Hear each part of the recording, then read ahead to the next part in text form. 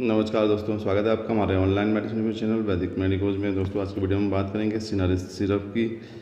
दोस्तों सिनारिस सिरप इसे मैन्युफैक्चर करती है संतूर फार्मास्यूटिकल प्राइवेट लिमिटेड।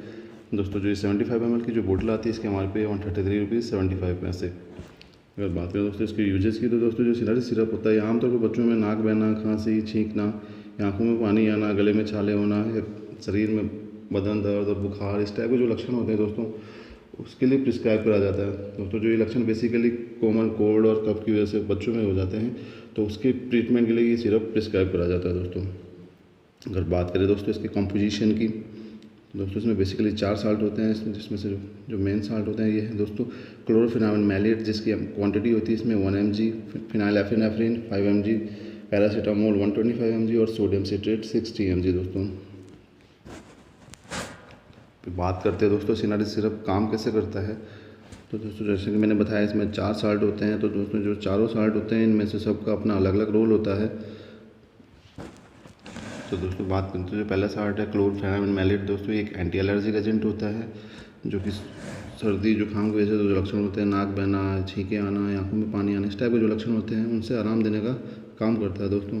और फिनाइलेफ्रिन दोस्तों एक नेजल डिस्कंजेस्टेंट के रूप में काम करता है कि हमारा जो बंद नाक होता है बेसिकली उसको खोलने में हेल्प करता है। दोस्तों बात करते हैं दोस्तों पैरासीटामोल की।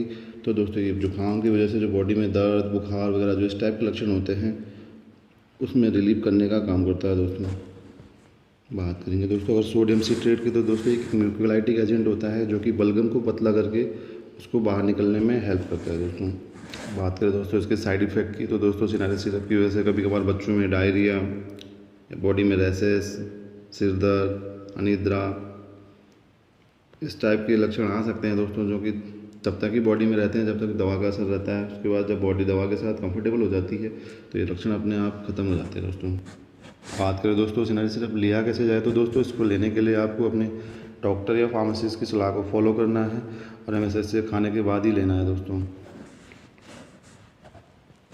दोस्तों अगर आप बच्चे को सिनारिस सिरप दे रहे हैं तो आपको कुछ बातों का बिल्कुल ध्यान रखना है, जैसे कि क्योंकि सिनारिस सिरप की वजह से आपके बच्चे को नींद आ सकती है, तो आप ये सुनिश्चित कर लें जब भी आप सिनारिस सिरप देते हैं तो वो कोई शारीरिक गतिविधियों में भाग ना ले। दोस्तों इसके अलावा दोस्तों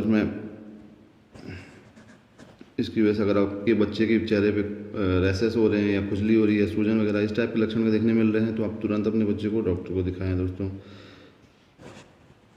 इसके साथ साथ दोस्तों आप हमेशा बच्चे को हल्के गर्म पानी में हल्का सा नमक डाल के उसे गरारे कराएं, जिससे उसका गला हमेशा साफ रहे। दोस्तों आशा करता हूँ आपकी जानकारी पसंद आई होगी। अगर आपकी जानकारी पसंद आए तो आप वीडियो को लाइक करें, शेयर करें और चैनल को सब्सक्राइब जरूर करें। दोस्तों थैंक यू।